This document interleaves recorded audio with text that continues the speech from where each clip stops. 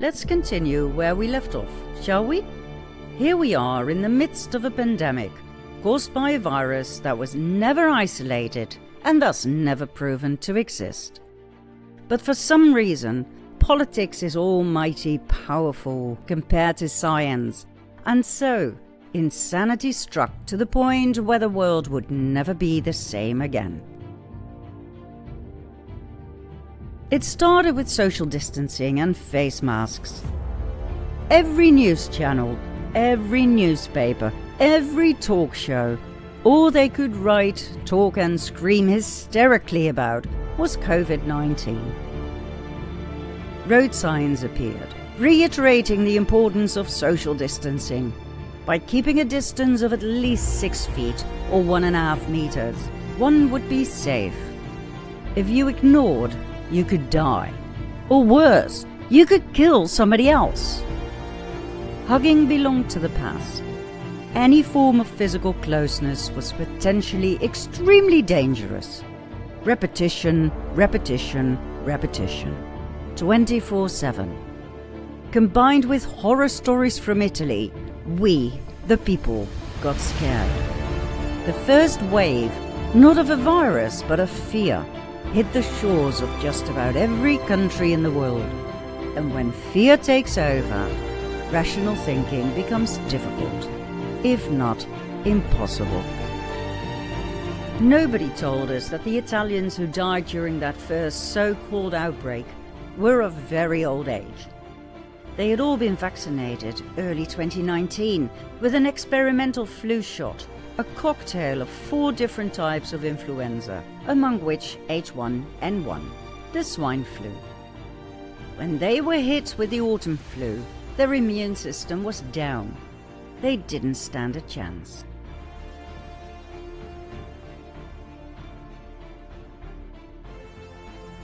Then, the first official numbers were published. Mostly old people were dying of this monster virus. Children were perfectly safe, and adults were as good as safe. The elderly had a 5.5% chance of dying. Those who pointed out that a survival rate of 94.5% was pretty darn good for people who had already outlived the average life expectancy were scorned for being selfish, extremely irresponsible, and racist. How dare they? The epidemiology modelling team at Imperial College London, led by the physicist Neil Ferguson, presented their official predictions. If nothing was done to stop this virus, 81% of the US population would be infected, of which 2.2 million would die. The UK would count 510,000 deaths. My! Those predictions were absolutely horrifying. God only knows why Neil Ferguson and Imperial College London were asked for their opinion in the first place. They had a history of highly exaggerated numbers that were always way off.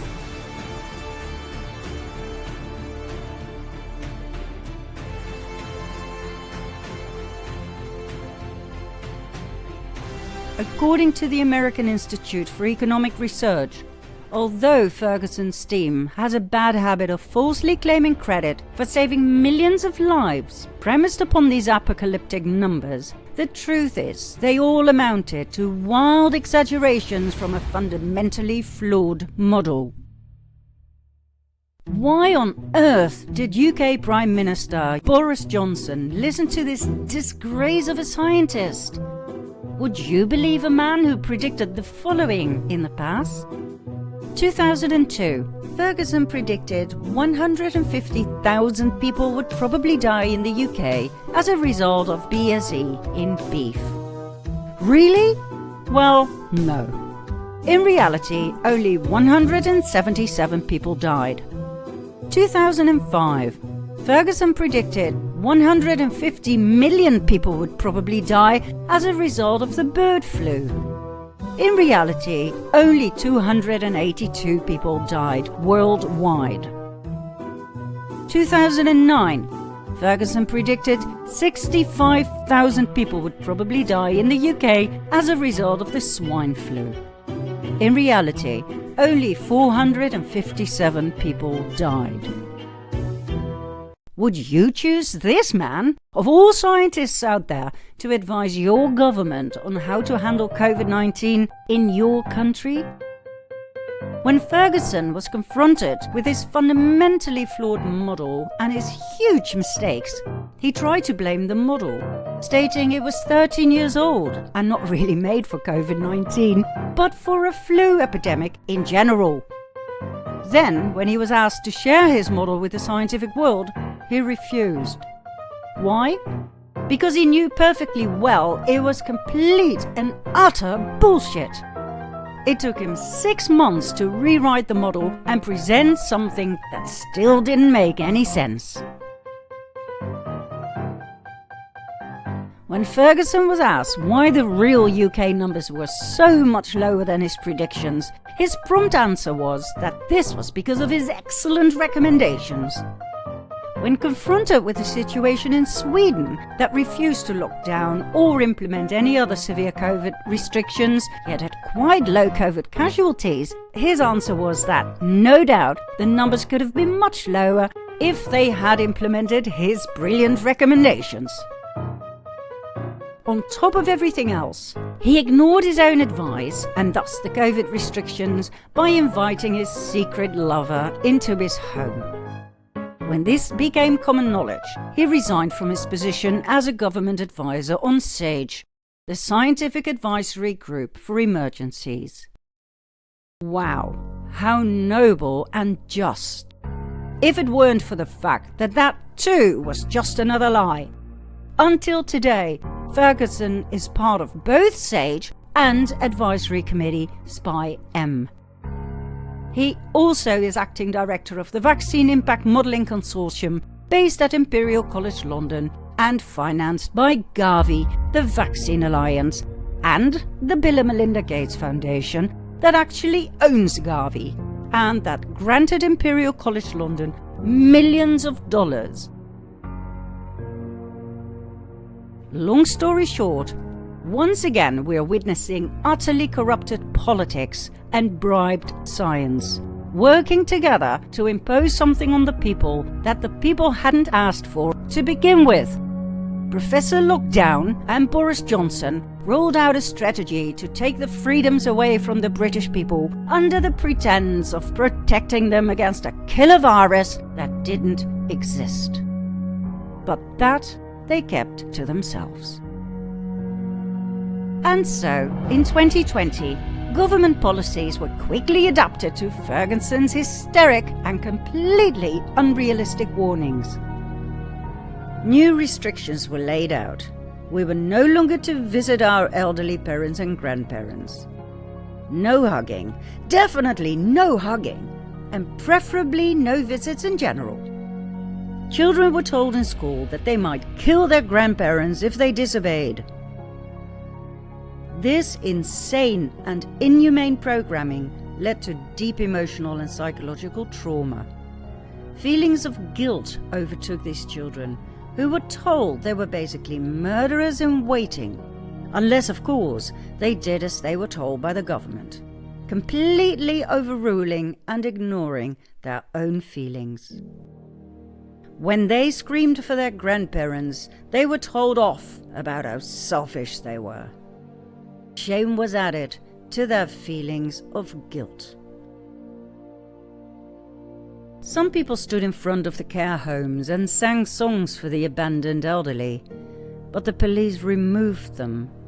They were attracting attention to the site and the situation, and that was not desirable. The elderly were isolated from the rest of society and from their families. Many became depressed and lost their will to live. Many died as a result, not from COVID, but from loneliness. Families were torn apart. Feelings of guilt, shame, anger and grief became common ground. Yet, the people complied. There was another reason why so many elderly died during the first wave in the spring of 2020. And this is where it gets really shocking. In March 2020, the British people were told to stay at home in order to protect the NHS and to save lives. The authorities just needed 3 weeks to flatten the curve. What happened in those 3 weeks? First of all, many hospitals were ordered to move elderly patients with respiratory problems to care homes. As many as possible, which is rather strange when you think about it. I mean, people are not administered to a hospital for fun, right? But it happened. On March 19, a directive was sent out to the NHS saying all patients who did not require a hospital bed had to be discharged, as in right now. The NHS workers were obliged to follow the new directive. They had precisely 1 hour to get those patients out of bed and into their clothes, after which they had another 2 hours to take them from the hospital to their new home, in most cases a care home. Did those patients have a voice in this at all? No, they did not.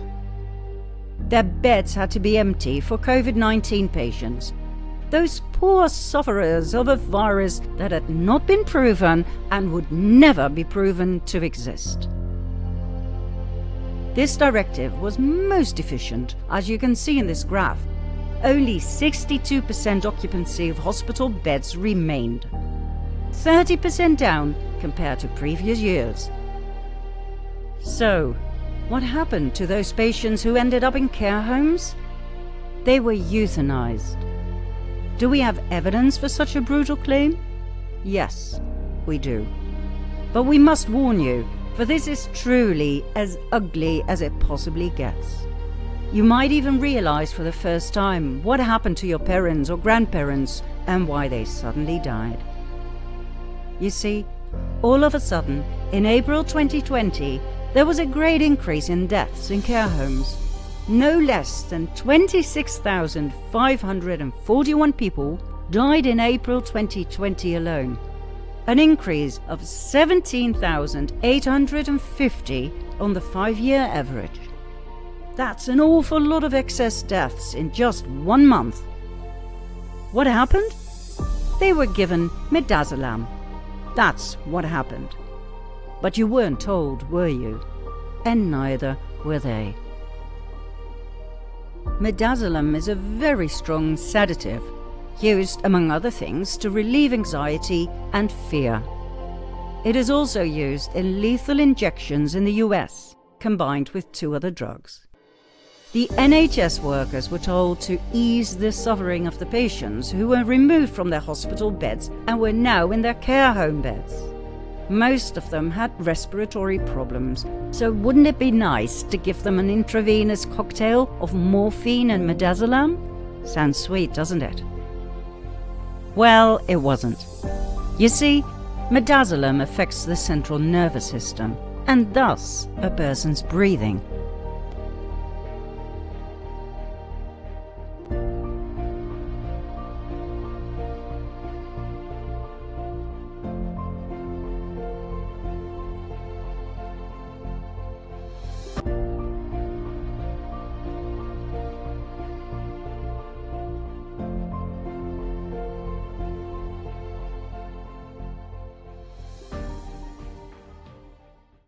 Midazolam is the last drug on earth these patients should have been given. It causes shallow, slowed or temporarily stopped breathing that may lead to permanent brain injury or death. Furthermore, midazolam is dangerous for elderly patients in general, also for those who don't even have breathing problems. If given at all, it should be done at a very low dosage. This is what would have been safe, according to a policy that was in place before the COVID-19 outbreak scam. A dosage for the elderly should not be greater than 0.5 milligram, max 1 milligram. However, during the outbreak, this policy was changed into the following: a starting dose of 2.5 milligrams and, if necessary, pump it up to 5 or even 10 milligrams. Who on earth changed these policies? The same people who had those thousands of patients removed from hospitals to care homes. The same who advised administering Midazolam in the first place. The same who knew damn well what the effects would be. The very same who ordered insane amounts of Midazolam at the beginning of 2020. So much so, it had to be imported from France. That's right, a 2-year supply of a killer drug was imported from France. It was all used up by October of that same year. Not as part of the anesthesia during surgery, as was the official explanation.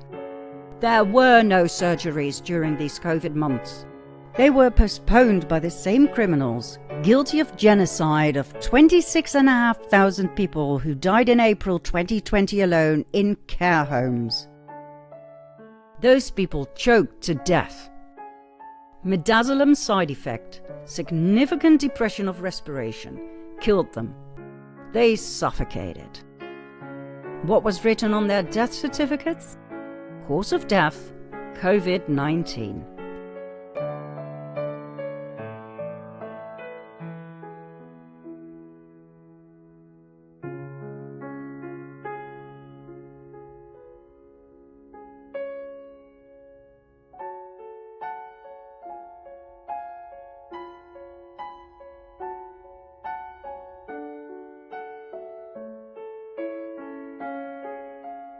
Who are the criminals behind this evil scheme?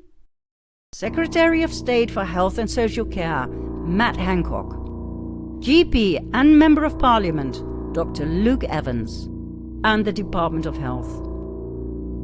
Here they are, deliberating their Midazolam stockpile to make sure they were ready for the kill.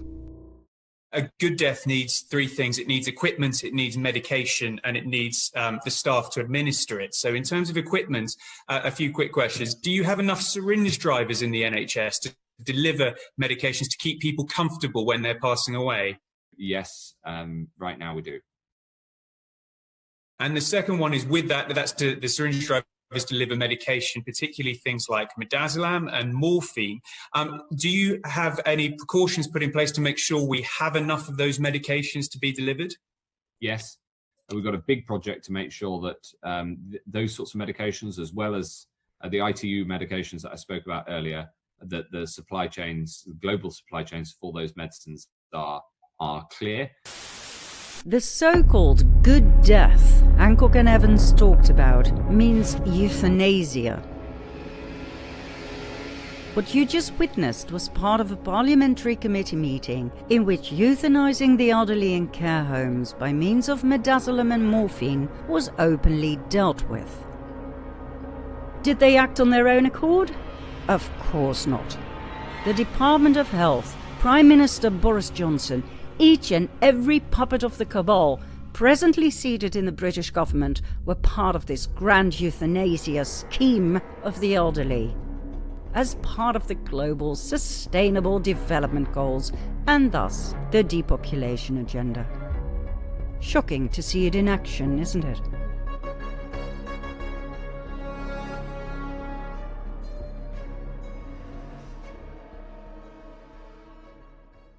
Yet another must they pushed down the throats of the NHS workers was to add a "do not resuscitate" notice on the files of the care home residents. If their hearts or lungs stopped working, that was it. No resuscitation, please, as that did not exactly fit the depopulation agenda. Just let them die, the useless eaters. Oh, and of course, nobody told the residents or their loved ones a thing. The 3 weeks the authorities needed to flatten the curve was invented to intentionally end the lives of 26,500 people. That's why the British people had to stay home. Not to protect the NHS or to save lives, but to let the cabal execute their evil euthanasia program. This didn't just happen in the UK. It happened in Australia, the US, and in many other countries. When Wayne Smith unravelled the Midazolam scandal after his father died in his care home, he exposed what he had found. He was subsequently found dead in his home in August 21. Rest in peace, Wayne Smith, and all Midazolam victims. You will be remembered.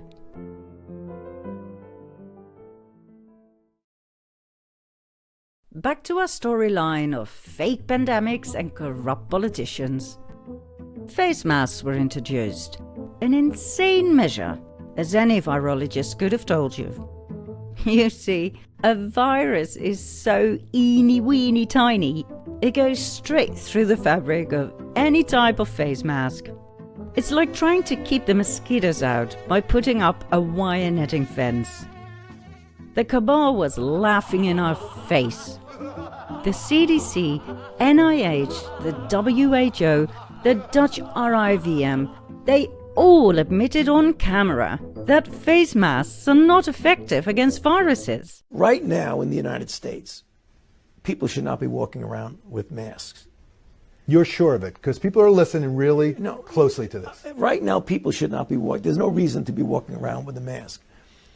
When you're in the middle of an outbreak, wearing a mask might make people feel a little bit better, and it might even block a droplet, but it's not providing the perfect protection that people think that it is. Fauci later changed his opinion, now recommending people to wear 2 or even 3 masks on top of each other. When he was confronted with his earlier statements about face masks being useless, he stated that he had lied. Why? Because he was afraid there would be a shortage of surgical masks if everybody would start buying them. In order to keep the doctors safe, he had lied to the people, which means that if he did believe the masks worked, he just didn't care that people died, as long as the doctors kept living? Interesting statement. But as it turned out, Fauci wasn't lying. At least, not that time. Should you wear a mask if you're healthy? No.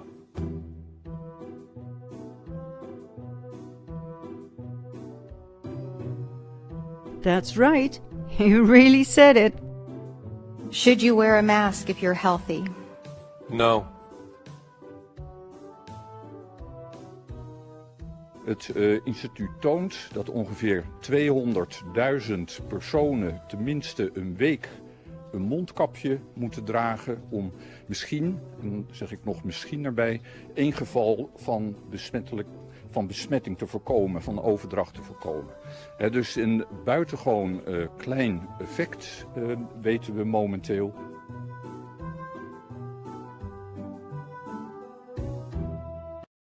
Omdat er vanuit medisch oogpunt geen bewezen effectiviteit is van mondkapjes, heeft het kabinet besloten dat er geen landelijke verplichting komt voor het dragen van niet-medische mondkapjes.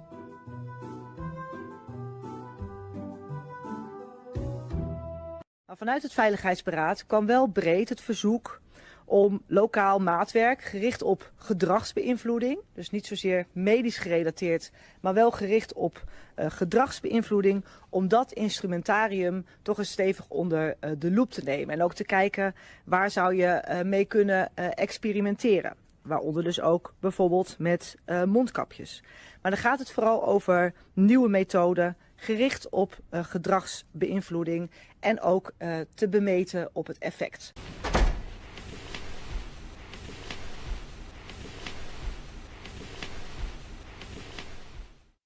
There was no pandemic. It was all just a behavioral experiment. That's why policies changed, time and again. Not because they made sense. Not because they were backed up by new scientific discoveries, but because they wanted to see how and to what extent they could manipulate people's behavior.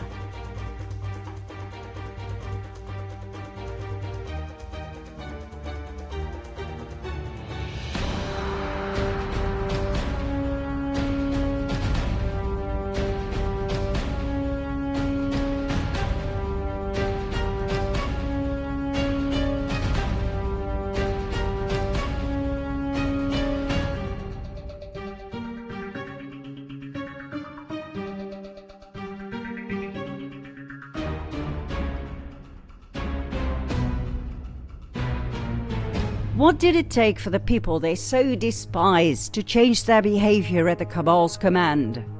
How could they use fear as their ultimate tool to steer the useless eaters by a mere snap of their fingers? Like gods playing with their creation. Like cats playing with mice before finishing them off with one final blow. Do you want to see how quickly and how ugly things escalated? Then follow me to part 20.